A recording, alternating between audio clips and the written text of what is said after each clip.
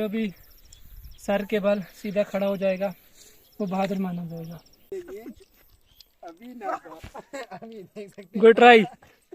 अभी एक और ट्राई है, थोड़ा भाव।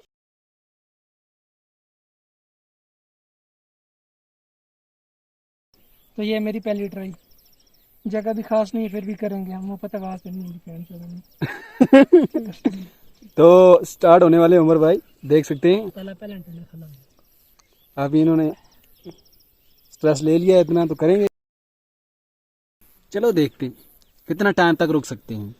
और ये यहाँ पे देख सकते हैं, यहाँ पे इस साइड से देख सकते हैं आप। ये देखिए यहाँ पे उमर भाई हैं, ये देख सकते हैं बिल्कुल अंबुजा सीमेंट की तरह बिल्कुल फौला दी।